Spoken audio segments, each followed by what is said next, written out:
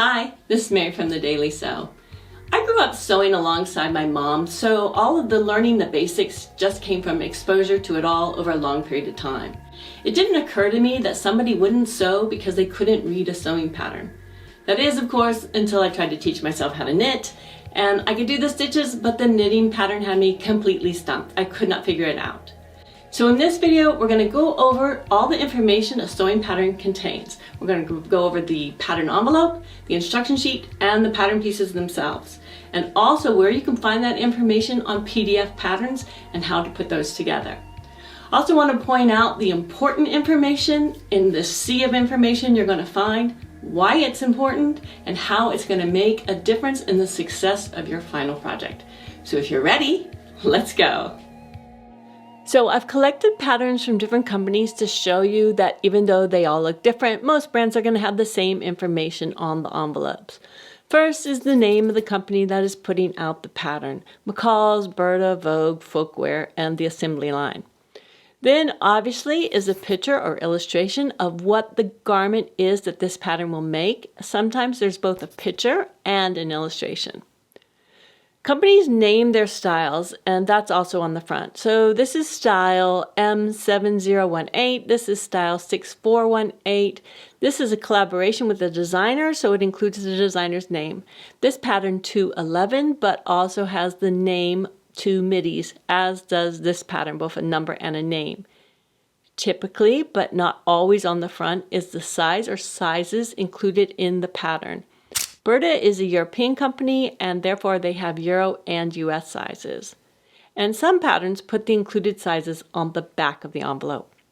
When a pattern has style variations to it, they will also be shown on the front. And many times, one of the styles is photographed and the variations are illustrated. Let's flip the pattern over and look at what is on the back of the envelope. Backs can look very different from brand to brand. They can be simple, somewhere in the middle, or they can look very dense. This is a typical pattern envelope. It has a lot of information and it's in 2 languages, so it looks like even more is there than there is. The first thing on the back of the envelope is you're going to see these flats or technical drawings, and they're going to show you all the details. For example, this one has a button cuff, button flap on the pocket, and a button placket. View B has contrasting collar and cuff. The Berta flat drawings are larger. This little line here is a pocket, and you can tell this is a slit. Here's a center back zipper, and I have 2 bust darts. On the Vogue line drawing, there's a lot of detail going on, which is really nice to see. I like detail. I can see there is top stitching along the seam. It has 2 inseam pockets in the front side seams. It has a back zipper. It has raglan sleeves as opposed to set-in sleeves. And these dotted lines represent top stitching or quilting, and it has a belt. So these are the things the drawings are going to show you, which is nice because it's not always clear in the photo or the illustration. But you look at that technical drawing, you can see exactly what is happening.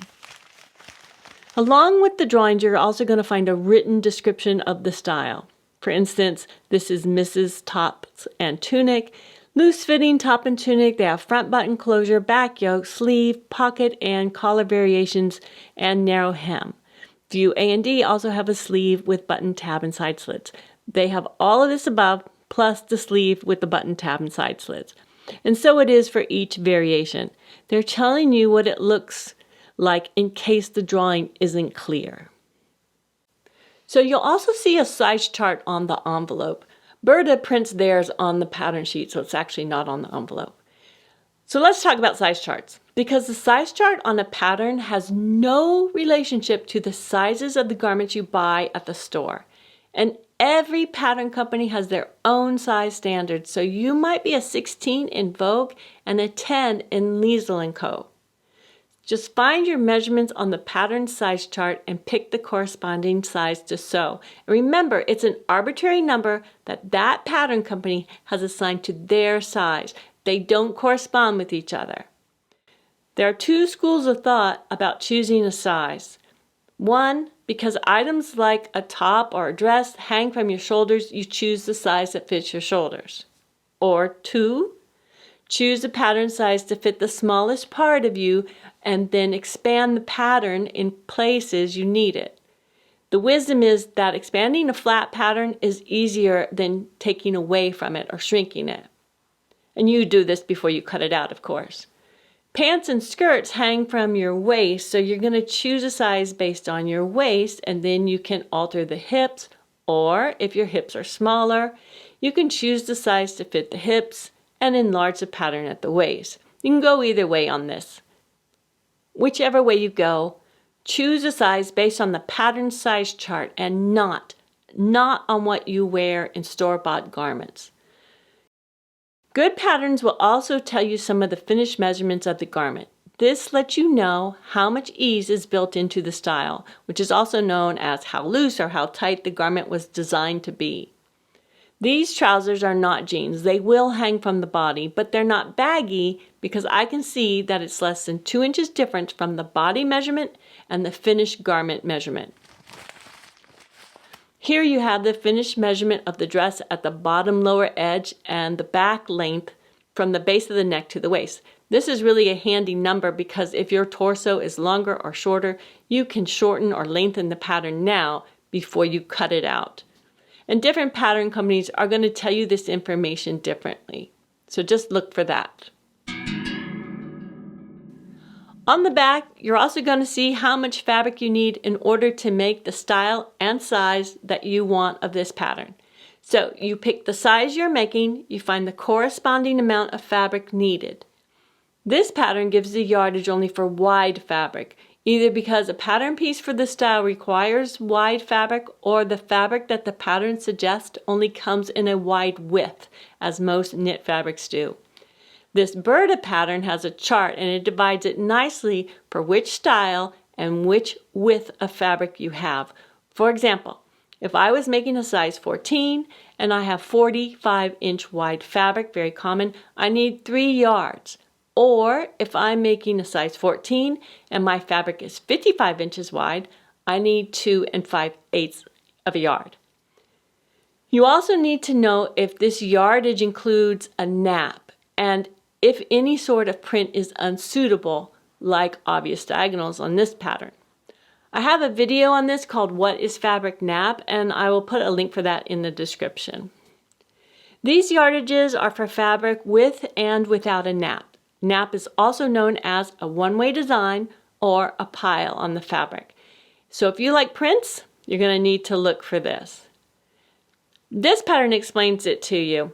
Quote, note, all yardages are given for fabrics with or without nap, pile, or one-way design, except as noted, end quote. With or without nap.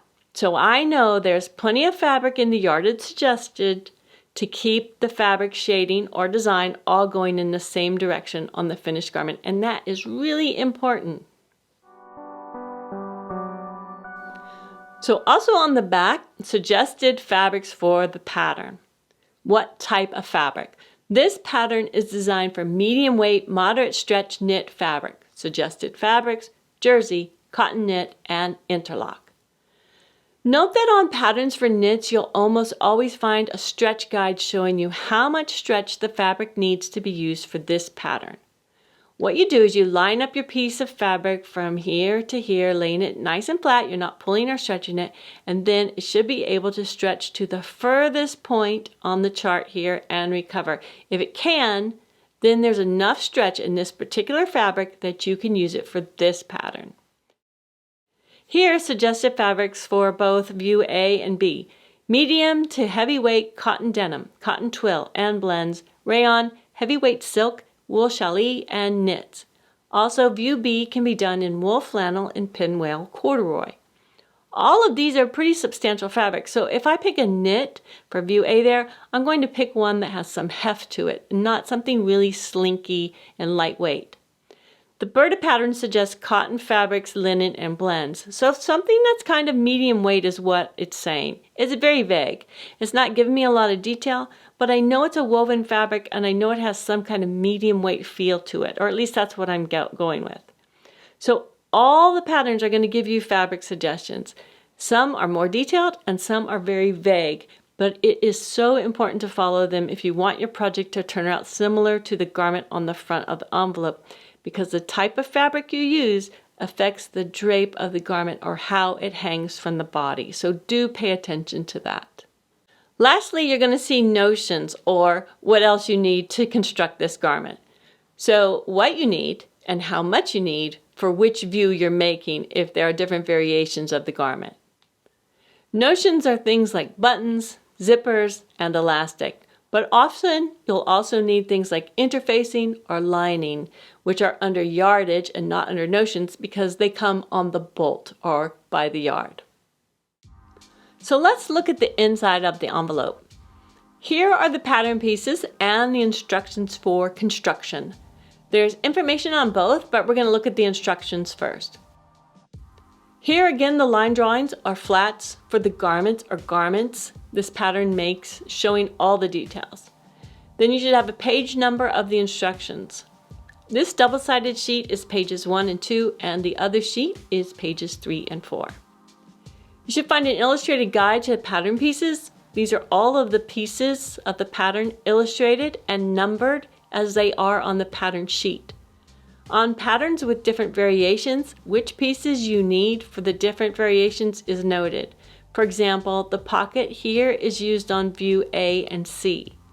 A piece like the front is used in all the variations, and therefore it has no view letters following it in the key. Then there's a lot of writing. First, the key to the symbols that are used on the pattern pieces, sort of like a map.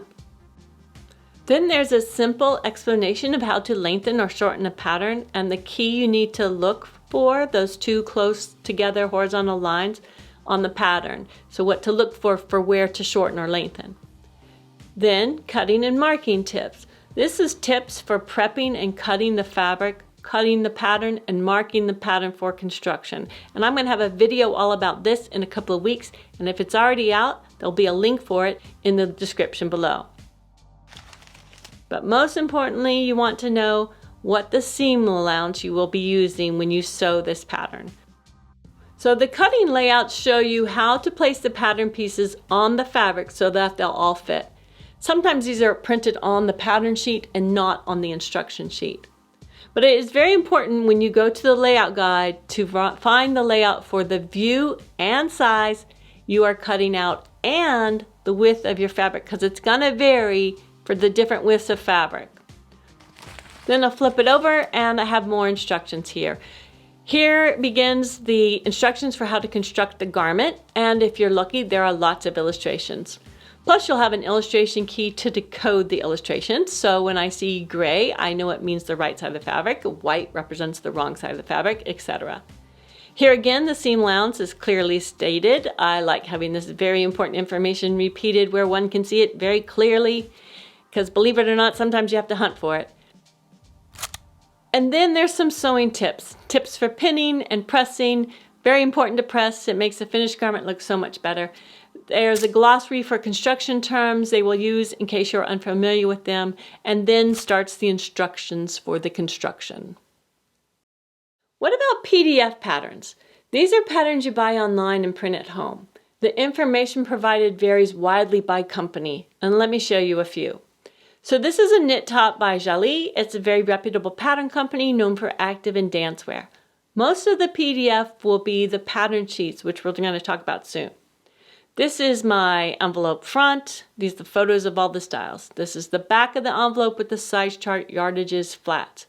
This is my instruction sheet, and this is the illustrations of some of the steps in the instructions. Then I have some terms and the tile layout for assembling the pattern pieces, and that's it. Not a whole lot.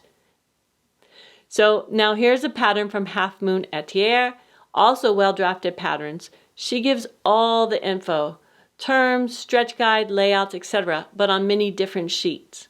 And then there's Liesl & Co., another reliable pattern company. This is the front, the back of the envelope. Looks familiar to you now, right? And all the instruction sheet info with lots of nice illustrations. So really, PDF patterns are just like printed patterns, except you have to provide an envelope, which I used to do, but now I prefer these folders because everything shoves into them a lot easier. So let's look at the pattern pieces.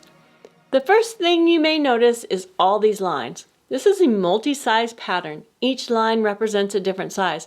So find the line for your size, and that is your cutting line, not your sewing line. Seam line is rarely indicated on patterns these days. You will see them on some of the older patterns. So every pattern piece is also going to have a grain line. It might be long or short depending on the pattern piece. It will be labeled, and it should have an arrow at one or both ends. This is a very important mark. Also on every pattern piece is the pattern ID. This includes the brand, the style name or number, and the size. After the pattern pieces are cut apart, should one become separated, the ID is going to help you get it back with the pattern it belongs to. If the pattern company numbered the pieces, you're going to see a different number on each piece. Remember, this corresponds to the guide on the instruction sheet. There could also be instructions on each pattern piece. This one reminds you that it's for knit fabrics only, but also you see how many of this piece you need to cut, and if you cut it on the fold, which the layout guide will also tell you. And then there can be instructions for the different variations. So here, if I'm adding the pocket, where it goes, and on which side of the garment. So the lengthen and shorten lines are the two close together parallel lines going across the pattern. Remember on the instruction sheet, they explain how to lengthen or shorten a pattern. What you do is you cut the pattern between the lines, spread it apart to lengthen it, or you fold out the extra length on the lines to shorten the pattern. But honestly, you may need to lengthen or shorten the pattern in different places than where these lines are. You might see fold lines like here, where you're going to fold the garment in order to construct it. They will be marked fold line. Center front line is always marked on the front pieces. Center back is marked on the back pieces. Here I have a button and buttonhole markings, and remember you have a key on the instruction sheet for all these pattern markings. I've got waist and bust markings. Every company should give you these. Unfortunately they don't. And then you would know if you are longer or shorter in the pattern than the pattern is in that area, and you can adjust the pattern before you cut it out. Dots and notches, very important. Remember, notches are sometimes a line and not a triangle. Whatever they are important when assembling the garment, so don't ignore them. You might see a single notch, a double notch, and or a triple notch. There's actually a tradition to this, but it's widely ignored nowadays, so don't worry about how many notches you see, just know that you need them and don't ignore them. There's a lot of information here on the pattern and it may look confusing, but I promise it's not. Just break it down, do one piece at a time, and you got this. For PDF patterns that you print at home, you'll have to put all the pieces together first. So how the paper towels go together is going to be the same, but it's going to look different from company to company. This pattern prints a grid, which is very convenient, gives you lots of matching up points. Find the sheets that go together, trim off one side of the paper, line them up carefully, and tape them together. Does this take a lot of tape? Yes. Does it take a lot of time? Most definitely. Can being off just a fraction grow into a big mistake as you tape more and more pieces together? Absolutely. But that is how you put together a PDF pattern. So PDF patterns almost always include a tiling map showing you which pieces of paper attach to which. Sheet 2, 3, 4, etc. This is sheet 21. This is sheet 20. 20 goes to the left of 21. So I'll remove one edge, line it up carefully, tape it down, and I'm not going to worry about down here where there is no pattern piece going across the two pieces of paper. And you'll put all the tiles together. Now, if that's a lot to ask, and it kind of is for the price you're going to pay for a lot of patterns, many PDF patterns come with a large format file that you send to a copy shop and have printed for you onto one large sheet of paper for an additional cost. I'll put a link for the place I used in the description below. And that is it for PDF pattern pieces. They have the same information on them as printed pattern pieces do, but you just have to print them out and tape them together first. Well, I hope you found this video helpful. If you have any questions about it, please put it in the comments below and I'll be sure to reply. If you liked it, give us a thumbs up and stick around because the next video is about how to cut out your pattern. Thank you so much for watching. Goodbye.